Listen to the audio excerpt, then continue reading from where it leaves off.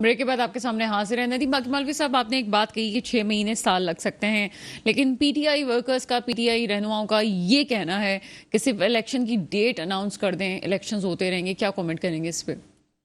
मुझे एक बात बताएं, हम्म। अभी तक तो हम डेट अनाउंस नहीं कर सकते हैं कि ये जो मुसीबत आया हुआ है, इनके जो मुसीबत ज़दा लोग हैं इनको कब तक राहत देंगे।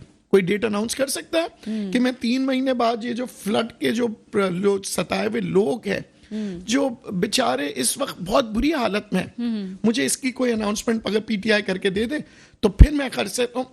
देखिए, अभी तक तो अंदाजा लगा रहे हैं, कुछ कह रहे हैं 6 महीना लगेगा, कुछ कह रहे हैं 1 साल लगेगा, कोई कह रहे हैं $2.5 अरब का नुकसान होगा मुल्क को।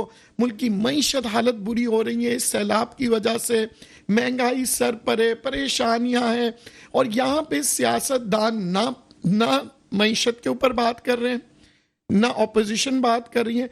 क्यों? क्योंकि इस वक्त हमारा सबसे अहम चीज है इंसानी जान बचाना। फिर उसके बाद हम मईशत पे आएंगे, फिर उसके बाद हम आएंगे कि जी सर्दियों का मौसम आएगा तो किस तरह से हम लिहाफ देंगे, किस तरह से घर देंगे, फिर क्या हमारी जो एग्रीकल्चर ग्रोथ जो तबाह हो जाएगी उसको हम किस तरह से कवर करेंगे, इंडस्ट्रियल ग्रोथ की तरफ किस तरह से आएंगे, हमारी फेजेस की तरफ जाना है। अभी ये तो मैं समझता हूं फेसेस की तरफ जाना बड़ी इंपॉर्टेंट बात की। कुछ दिनों पहले प्रोग्राम में हमने इस बात को डिस्कस किया था कि अगर रिलीफ के लिए चीज़ें मिल भी जाती हैं, इमदाद मिल भी जाती है, तो उसकी लॉन्ग टर्म प्लानिंग क्या है। आज भी कुछ चीज़ें हमने हमारे सामने आई कि वो जो हुकूमती कैंप थे उनको हटा दिया गया, तो लोग फिर से सड़कों पर आ गए क्योंकि उनके घरों से अभी तक पानी नहीं निकला और वो अब बाहर लोगों से मांगने पे मजबूर हो गए कि वो क्या करें। तो लॉन्ग टर्म प्लानिंग तो सर हमारी है ही नहीं इस पे कि हम क्या करेंगे आगे। देखिए, अफसोस के साथ कहता हूं, जो सियासतदान अगर अपना काम करे ना और तनकीद को छोड़ दें, मैं कहता हूं चले मेरे दुश्मन बहुत बुरे हैं, मैं बहुत अच्छा हूं, तो मैं काम करूं। काम नजर आता है। देखिए, अल्फाजों से किसी के पेट नहीं भरते। यहाँ पे स्पीच देने से और जलसे लगाने से अगर गरीबों की मदद होती है तो करते जाएं। तो सर गरीबों की मदद उस फोटो सेशन से नहीं होती जो आजकल हम देख रहे हैं कि बिठा के जी खाना वाना खिला के वो आ जाते हैं, तस्वीरें होती हैं उनकी। देखिए, जो गरीबों की मदद है ना, अब आप फोटो देखिए, फोटो सेशन में और फर्क क्या है। फौजी को देखेंगे आप फोटो खींचते हुए, वो बेचारे पानी के अंदर बूट्स में, वो अपनी जान पे खेल के बच्चों को मदद कर रहे हैं। ठीक है, आप देखेंगे, आप जितने भी सोशल मीडिया के फोटो देखें आप फौजियों के और जवान बच्चों के, जो बच्चे मेरे जो यूथ है वो लगे हुए ट्रकों के ऊपर काम करते हुए नजर आ रहे हैं।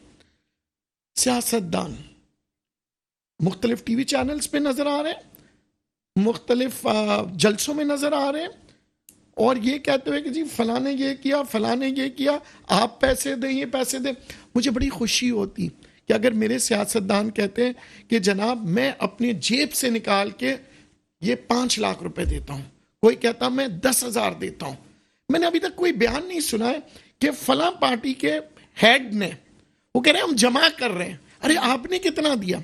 वो कहते हैं ना, चैरिटी बिगिंस फ्रॉम होम, कि मैं पहले दूंगा, कि भाई मैं दूंगा तो मेरे बच्चे भी देंगे, मेरे पड़ोसी भी देंगे, सब देंगे। हम कह रहे हैं सारे पड़ोसियों से पैसे लाओ।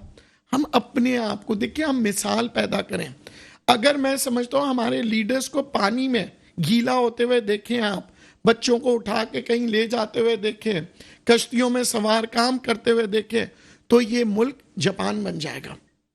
मगर अगर हमारे जो लीडर्स हैं वो अपने कपड़े बचाते हुए या मुख्तलिफ चैनलों पे बात करते हुए, तो फिर ये जापान नहीं बनेगा, फिर वही होगा। देखिए, ये लोग फौजी फौजी करते हैं।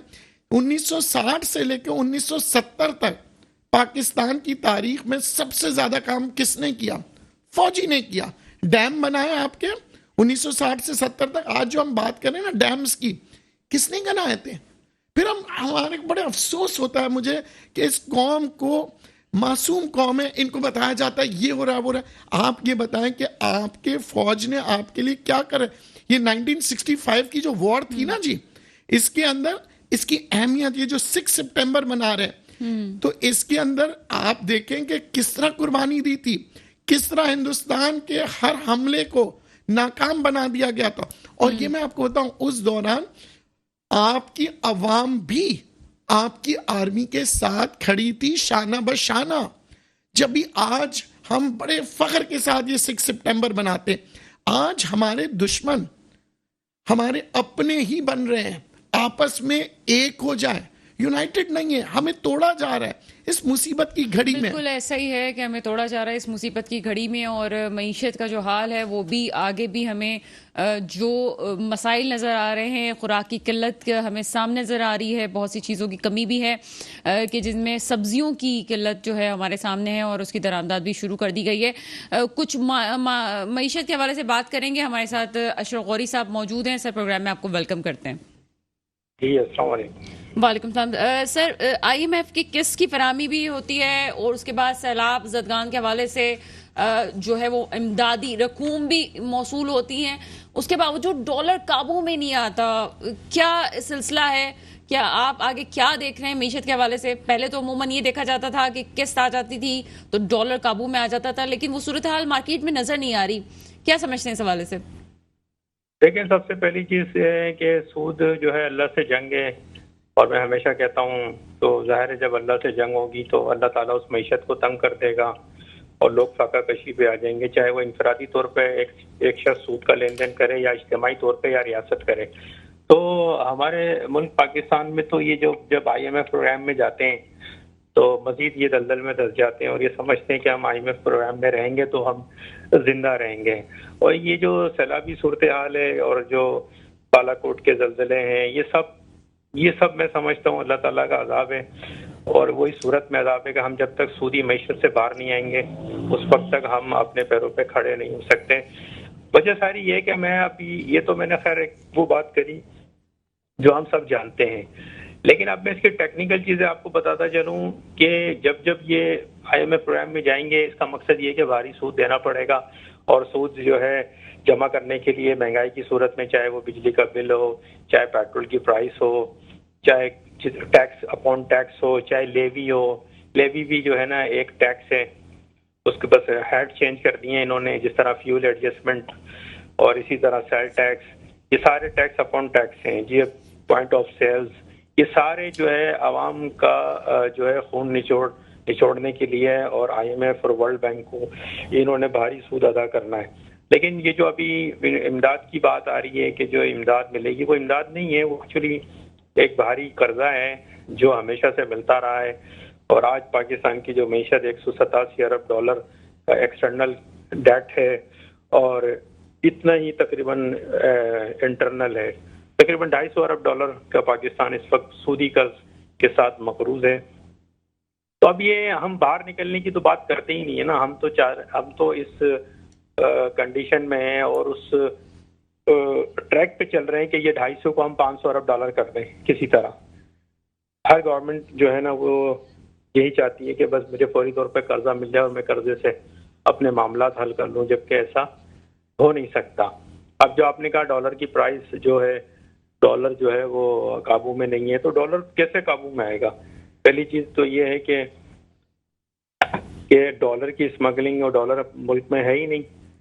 जो फॉरेन रेमिटेंस $30 अरब आती है, 30-32 अरब डॉलर आती है बाहर से, अब वो भी आना बंद हो गई। वो खान साहब की गवर्नमेंट में आ रही थी, ओवरसीज पाकिस्तानी जो है उनका एक ट्रस्ट बन गया था कि एक शख्स ऑनेस्ट है, ईमानदार है, तो उनकी फेवर नहीं कर रहा, लेकिन उनका जो बैकग्राउंड है वो करप्शन मतलब करप्ट नहीं है, उन्होंने पाकिस्तान पे लगाया। और पाकिस्तान में जो खासतौर पे स्टेट बैंक ने जो नए रोशन डिजिटल अकाउंट है और हाउस मेरा घर पाकिस्तान हाउसिंग स्कीम है, इस तरह के प्रोडक्ट मुतारिफ कराएं कि पाकिस्तान पर पैसा लगे, पाकिस्तान में जो है ना जहालत खत्म हो, लोगों को घर मिले, लोगों की माश अच्छी हो। अच्छा गौरी साहब, ये सैलाब वैसी मईशत जो है का जो बुरा हाल था, फिर सैलाबी सूरत हाल हुई, आपको लगता है कि सैलाब की सूरत में जो इमदादी रकम मांगी गई मुख्तलिफ ममालिक से आई, उससे सियासतदानों को क्या मौका मिल गया है कि इन रकूम से मईशत को सहारा दे सके? और देखिए, मैं एज ए बिजनेसमैन मेरे पास अभी तकरीबन पिछले 4 दिनों से चाइनीज मेरे जो प्रिंसिपल हैं उनके फोन भी आए, व्हाट्सएप भी आए कि क्या पोजीशन है, आर यू सेफ, आप तो ठीक है। हाँ, फिर इसी तरह बिजनेस कम्युनिटी में कुछ इंडिया के लोग हैं, उनका भी आया कि आप क्या सूरत हाल है पाकिस्तान की जो मीडिया में दिखाया जा रहा है। तो मैंने उनसे कहा that is the remote part of the city. Karachi अल्हम्दुलिल्लाह सेफ है, बिजनेस सिटी सेफ है, जो हमारे मज़ाफ़ात हैं, जो दही इलाके हैं, वहाँ पर ये सैलाब आया है। अल्हम्दुलिल्लाह जो बिजनेस सिटी है वो सेफ है लेकिन मीडिया पे जो कुछ दिखाया जा रहा है वो तो ऐसी नेगेटिव पिक्चर्स दिखाई जा रही हैं। मैं नहीं समझता कि उनको दिखाने की ज़रूरत है और ये क्यों ऐसा कर रहे हैं, लेकिन बात यह है कि इस मुल्क में जो है ना वो डैम बनाने की ज़रूरत है। जब तक आप डैम नहीं बनाएंगे इस मुल्क के मसाइल उस वक्त तक हल नहीं होंगे और आने वाले फ्यूचर में आप कैसे काबू पाएंगे। चाइना ने 400 किलोमीटर तवील डैम बनाए हुए कि वहाँ सैलाब तो दूर की बात कि अगर तूफान भी आ जाए, सुनामी आ जाए तो उस पानी को वो स्टोर कैसे करेंगे। तो ये इनकी जो है ना 500 साल और हजार साल जो प्लानिंग्स हैं वो एक मुहब्बे वतन लोग हैं। अब हमारे यहाँ न जाने क्यों ये लोग इस तरह की प्लानिंग क्यों नहीं करते, क्यों नहीं सोचते कि आने वाले प्लानिंग अगर होनी होती तो 77 में भी हो जाती, 2010 में भी हो जाती, और अभी भी हम रिसेंटली पिछले जो सिंध में हमने छोटे पैमाने का भी सैलाब देखा उसमें भी 2020 में भी वो भी हो जाती, लेकिन प्लानिंग नजर नहीं आ रही। आपसे जो सवाल है वो ये कि इमदाद की सूरत में जो डॉलर हमारे गवर्नमेंट को मिल रहे हैं इस वक्त, क्या आपको लगता है कि सियासतदान उससे मईशत को बचाने की कोशिश करेंगे? डॉलर मिल रहे हैं तो डॉलर सूद की नजर भी तो हो रहे हैं, डॉलर देने भी तो इनको हैं। अगर $1 आने का रास्ता होता है तो जाने के लिए 10 रास्ते होते हैं। वो इसीलिए कि वो आपकी हेल्प थोड़ी कर रहे हैं, वो तो आपको कर्जा दे रहे हैं और सूदी कर्जा दे रहे हैं। हेल्प तो वो होती है कि जी आप सारे कर्जे माफ कर दें, सूदी कर्जे। ये आप समझें कि जी पाकिस्तान के जो बिरादर कंट्रीज हैं, जो दोस्त कंट्रीज हैं, उन्होंने पाकिस्तान का इतना कर्जा माफ कर दिया या इतना सूद माफ कर दिया, ये होती है मदद।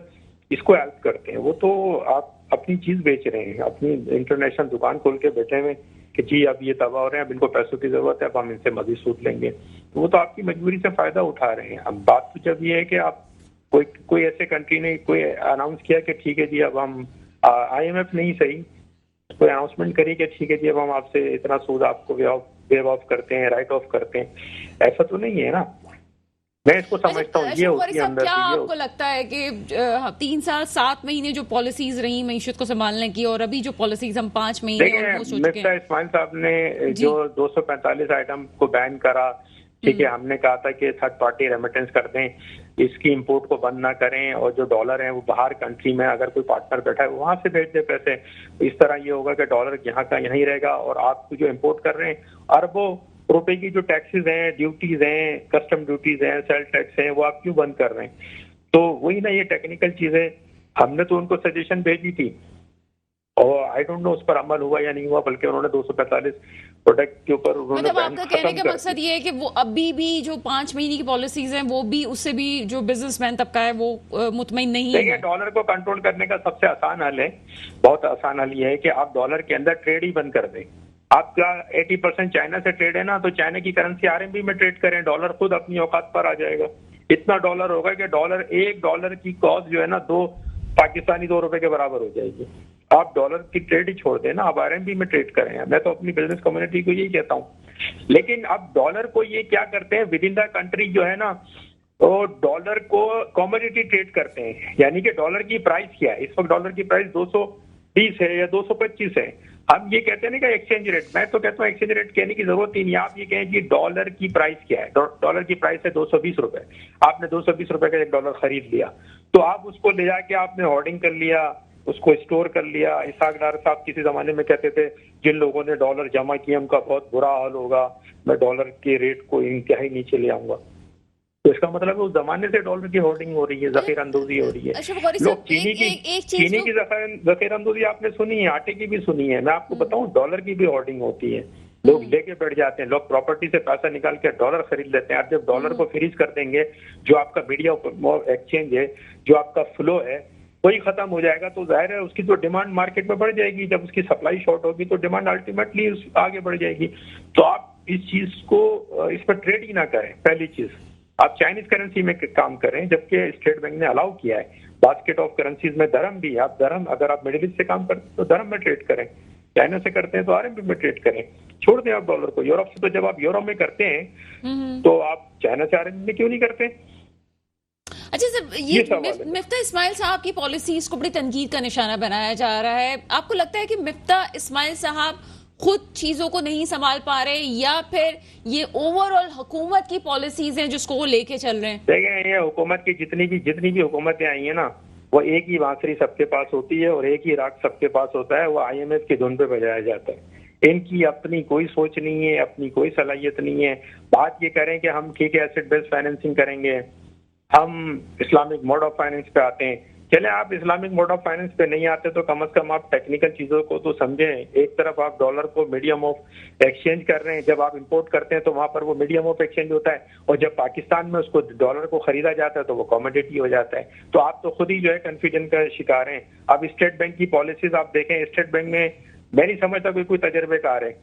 सारे यंगस्टर्स बैठे हुए हैं और उनकी तो एज इतनी नहीं है जो उनका तजर्बा होगा। वो क्या पॉलिसीज बनाएंगे? वो IMF के डिक्टेशन पे तो जो है पॉलिसीज बनाते हैं। वो डिस्काउंट रेट को बढ़ा देते हैं, सूद को घटा देते हैं, सूद को बढ़ा देते हैं। उनके पास तो एक ही टूल है।